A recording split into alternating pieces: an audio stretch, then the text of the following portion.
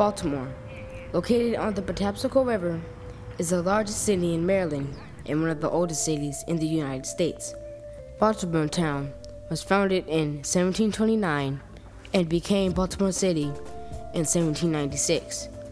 But the history of Baltimore and its surrounding areas dates back even earlier to when John Smith explored the Chesapeake Bay in the early 1600s. Through maps and his early accounts with the Native Americans who first inhabited the region, John Smith spoke of the abundance of trees and marsh that surrounded the area, as well as the different species of fish and wildlife that he came across during his voyage. And although the landscape has changed and the water quality has diminished, one thing has not changed, and that is the people who recognize how significant this water and this land is to all of us.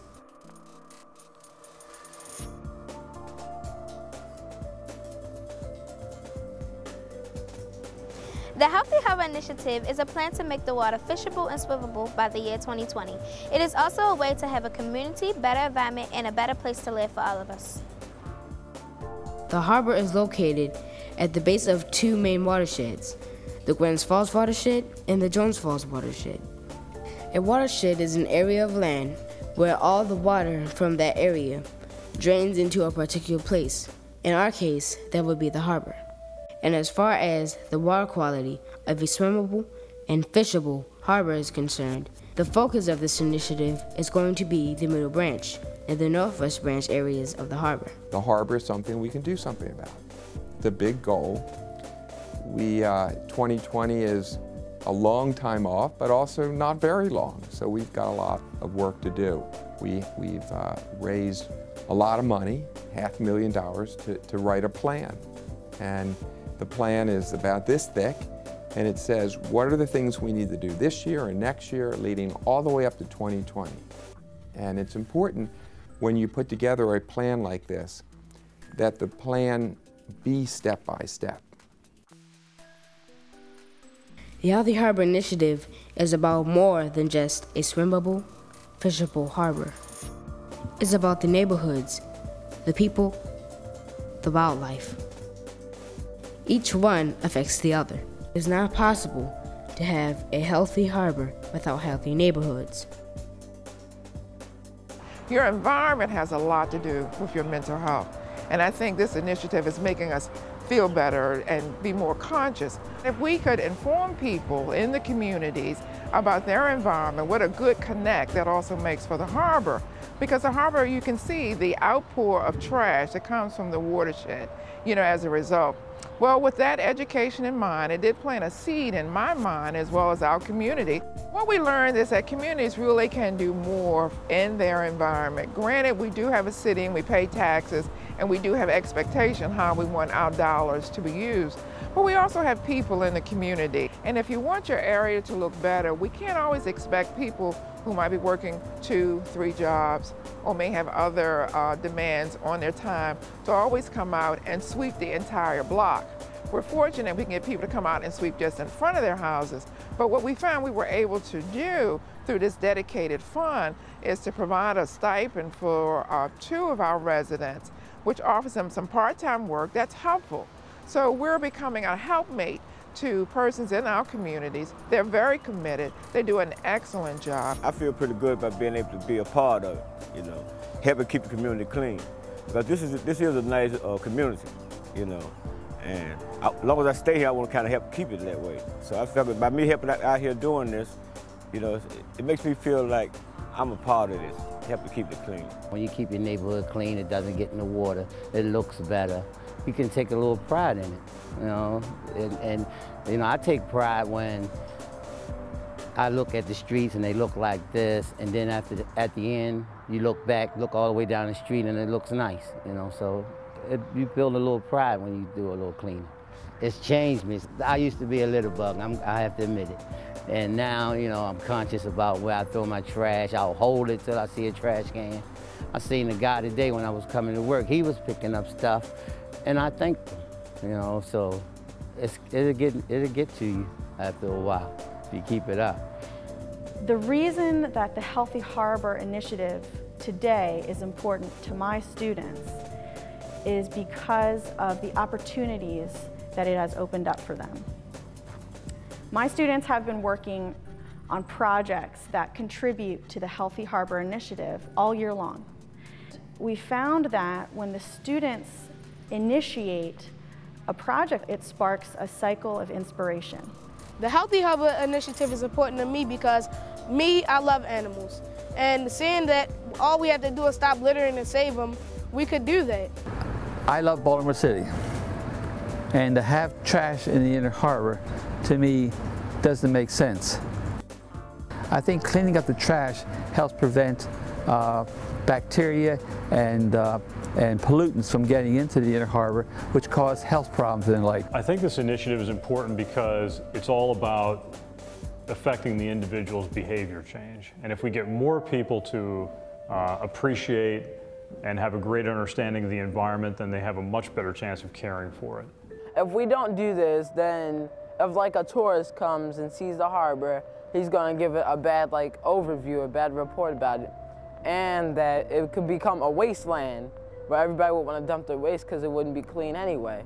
So, but if we can clean it, then we could get good reports and improve the water so we could swim and fish here, instead of going all the way down to Ocean City or up to Jones Falls River to go fishing or swimming. I did actually contact the Department of the Environment and Baltimore City Health Department with the possibility of doing a swim from Fort McHenry to Key Bridge, or from one to the other or back and forth.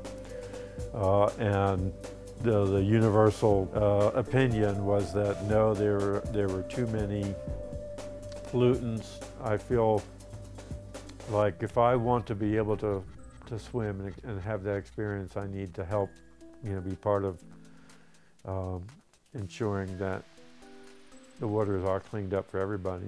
The Healthy Harbor Initiative is important to me because all the trash that's in the harbor, it means a lot to people, and people just use it as their personal own trash can. Well, it's not a personal trash can, it's the harbor.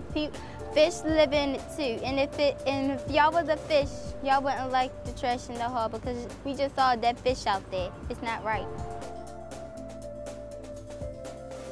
For many years, the Baltimore Harbor was a major shipping hub for the transport of tobacco and grain.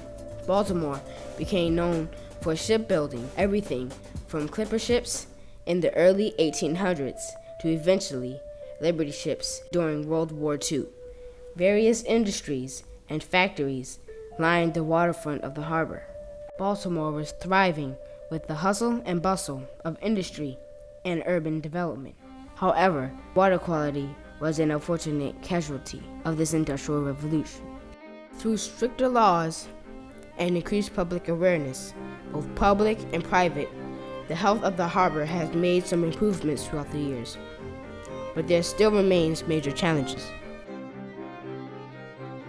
The Waterfront Partnership is the group that hired us to conduct the health assessment or report card for Baltimore Harbor. We took water quality data that was already being measured by Maryland Department of Natural Resources here in the harbor, as well as the bacteria data that's being measured by the Baltimore Waterkeeper and Blue Water Baltimore groups. And so what we did was we took different indicators of health and scored them to say, is it healthy or is it unhealthy? And then you take those indicators and you average them into an overall grade for the harbor. For 2010, the report card showed that the health of the harbor is poor, which I don't think is surprising. It found that dissolved oxygen conditions, chlorophyll A, water clarity is really poor. These types of water quality indicators show us what the water is doing. Bacteria scored poorly in the inner harbor, but not as bad in the middle branch. And bacteria is an indicator for swimmable, so that if you jump in the water, it tells you if you're going to get sick or not. And so that's what the bacteria indicator really shows. In 1915, Baltimore's sanitary sewer system first opened. This separation of the sewer pipes and the stormwater pipes were considered advanced during that time. Many cities have only one system of drains and pipes, where both sewage and stormwater flow. That type of system tends to lead to overflows and other problems. Baltimore's system helps to prevent some of those issues, but much of that system is close to 100 years old. As a result, there are leaks and breaks that have occurred, resulting in some sewage making its way through the harbor, which ultimately means that bacteria makes its way to the harbor. The city and county have started to replace some of the older pipes. Bacteria doesn't just make its way to the harbor by sewage. Animal waste is another way that bacteria can get into the harbor, caused by runoff. When it rains, water runs off impervious surfaces like rooftops, sidewalks, and streets, and takes with it animal waste, oils, chemicals, fertilizer, and other pollutants. This polluted water then makes its way into storm drains and streams and eventually into the harbor. But unlike sewage, stormwater is untreated before it makes its way to the harbor. What people do on the land is really what affects the harbor. One of the major problems with the Inner Harbor is the trash. So trash is a huge issue in any urban environment, and this trash comes flowing down these stormwater drains and gets blown into the water when it's windy, and that creates a very bad environment for fish. Residents within the Harris Creek watershed know this issue all too well. The 17 neighborhoods from Clifton Park to Canton that make up the Harris Creek watershed have dedicated themselves to the cleanup effort. We met with all the 17 neighborhoods, and their greatest concern was trash. And they were seeing trash that they had never seen before. It was just a tremendous amount of trash that was piling up in the city.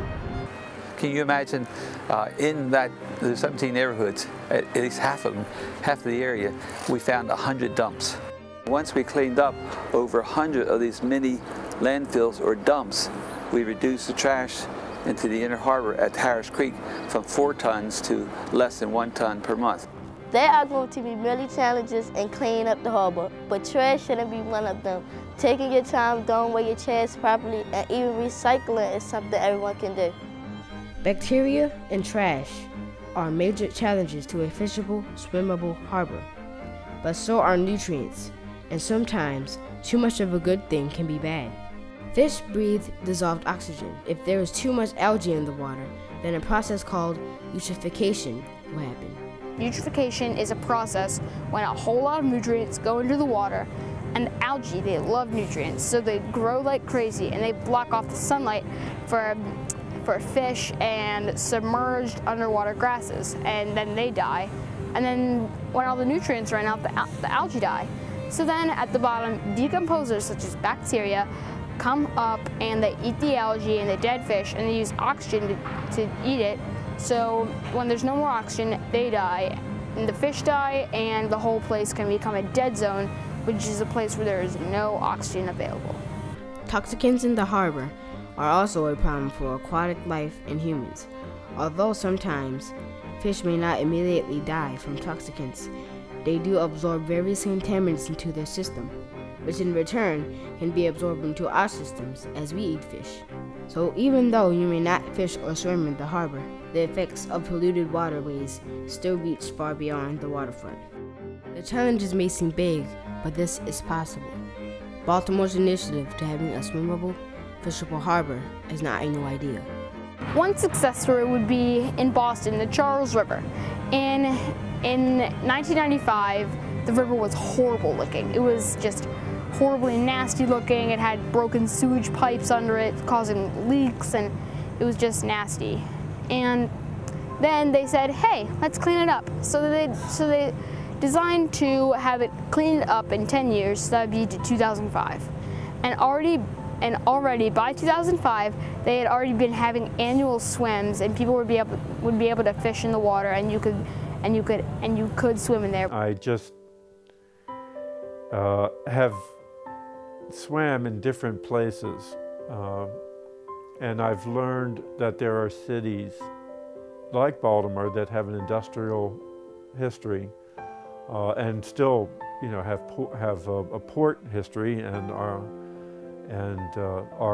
urbanized, where enough has been done to make it possible to turn their harbors into swimming venues and athletic event venues.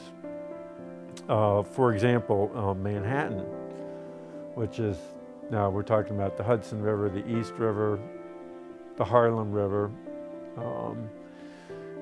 Every year for like 30 years now, the Manhattan Island Foundation has sponsored a swim around Manhattan. The mayor stood at the press conference with me last year and actually one the year before, and she said, look, no plan is a good plan without a goal, so let's work toward 2020.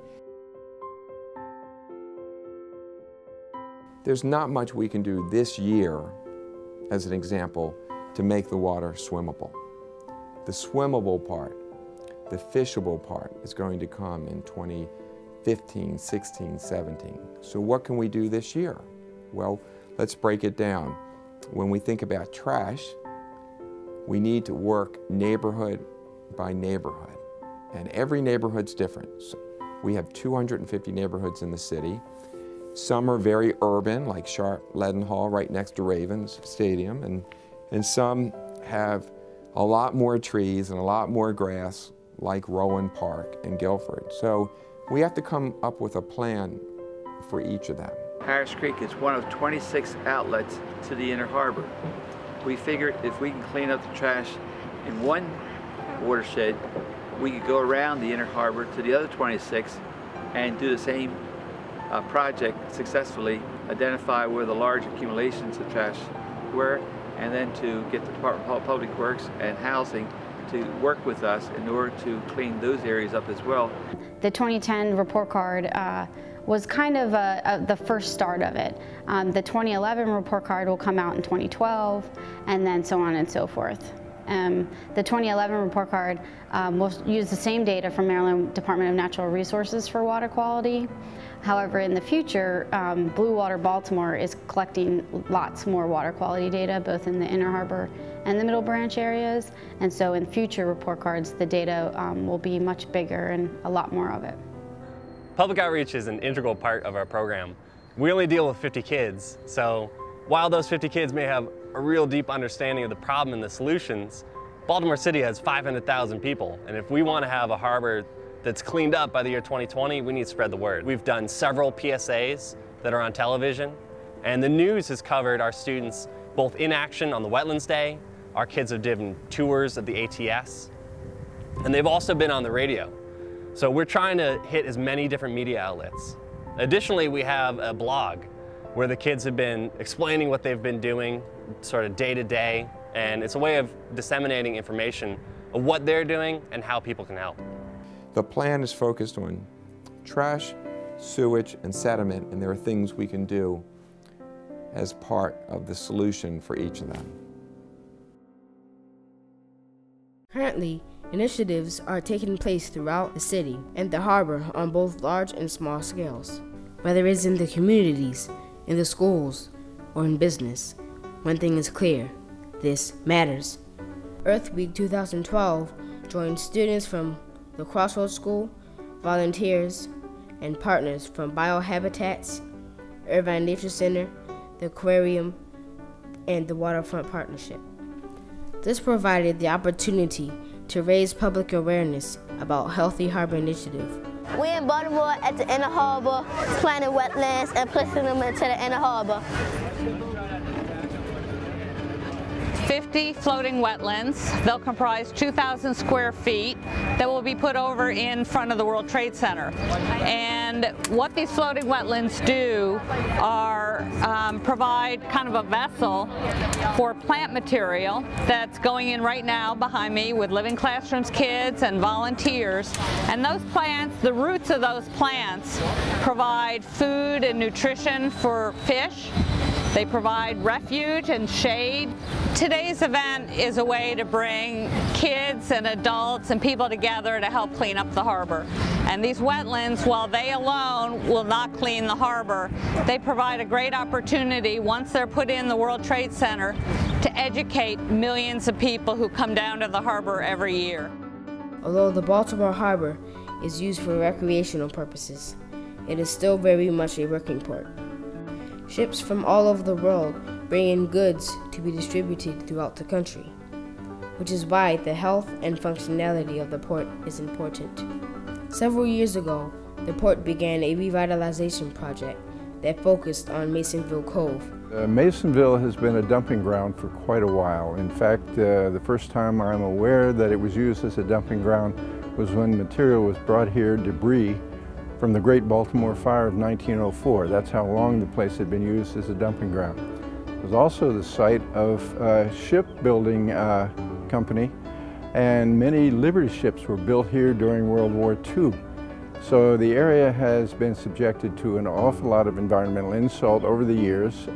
It had just about every kind of debris you can think of, including the fact that industrial dumping took place here in many cases. We had old pilings, railroad cross ties, just about everything you can imagine. Here, when we came in to clean this place up and to do a project, and as a result of that, cleaning it up to date has removed about 61,000 tons of trash. The whole area will be cleaned up. By the time we're finished, it's going to take us a few more years. We're just about to open the first phase of the cleanup, and that is the capped area behind us. By the time we're finished, this whole area will be turned from a brownfield into a wildlife habitat and a managed use park, if you will, where people can come in as long as they don't do something harmful to wildlife, and for canoeing and kayaking and other situations like that. It gives the two communities here, and that is Curtis Bay and Brooklyn, the first access that they've had to the water in 70 years. Innovative minds and organizations continue to try and find ways to clean up the harbor. And one such way is by using algae. That's right, algae, to take nutrients from the water and provide oxygen back in. A really novel eco-technology called an algal turf scrubber, which utilizes a structure on land that we pump water out of the harbor onto, and we flow water down a slight incline flowway, and algae grows on the bed of this flowway. And the algae is very good. It grows on its own. It's native algae to the harbor. And this is good algae. It grows on this algal bed, and the algae, when the water flows by it, it pulls nutrients, it pulls carbon out of the water column in order to make more algae. Algae is the fastest growing thing on the planet. It grows so fast. And it just wants to make more of itself. And you've got sunlight, you've got nutrients, carbon, phosphorus, and nitrogen in the water, and it will use that to make more algae. And in the process, in taking in carbon and nutrients, it gives off oxygen. Basically, it exhales oxygen into the water column, which is really good for the harbor as well. So. Clearwater Mills developed the water wheel powered trash interceptor, and what it is a completely renewable energy powered tool for cleaning up stormwater runoff. So the Baltimore Harbor Waterkeeper is my position, and it's also a program of Blue Water Baltimore. Blue Water Baltimore is a water quality advocacy organization focused on restoring and protecting the water quality in Baltimore. My personal jurisdiction as Waterkeeper includes the tidal Patapsco River, which includes the Inner Harbor, the Middle Branch, and as well as the main branch, Patapsco River, until it opens up into the broader Chesapeake Bay. The Waterkeeper's job is really to use law and science to advocate on behalf of the waterway to ensure the public's right to clean water in Baltimore. And as we know, it's a major issue in the city. It needs as many advocates as possible. We have all sorts of issues such as toxics and trash and sewage contamination, obviously nutrient contamination, stormwater issues. And you still see folks in Baltimore still fishing and swimming in the harbor, and it's not safe to be doing that. So we have a lot of work to do, but I'm excited for the challenge, and we have a lot of great resources going forward, a lot of partners that are, including living classrooms, that are working towards a common goal. So that's pretty much my job, is to advocate on behalf of the water and on behalf of the community for their right to clean water. In our school, we have the 5 promises, and they are commitment to quality, perseverance, no excuses, contribution, honor, and integrity. And it helps me because it lets me know that I can stay committed to high quality work in order to clean up this harbor. My hope for the future of Baltimore is to one day maybe host the Olympics, like host the Summer Olympics here, and have the swimming events in the harbor, or just to have annual swims or races in the harbor, just to be able to swim in there and whenever I want, just go up, catch a fish, and take it home. My hopes for the future of Baltimore is for people to have a heart in cleaning up the harbor, and for the harbor to be fishable and swimmable by the year 2020.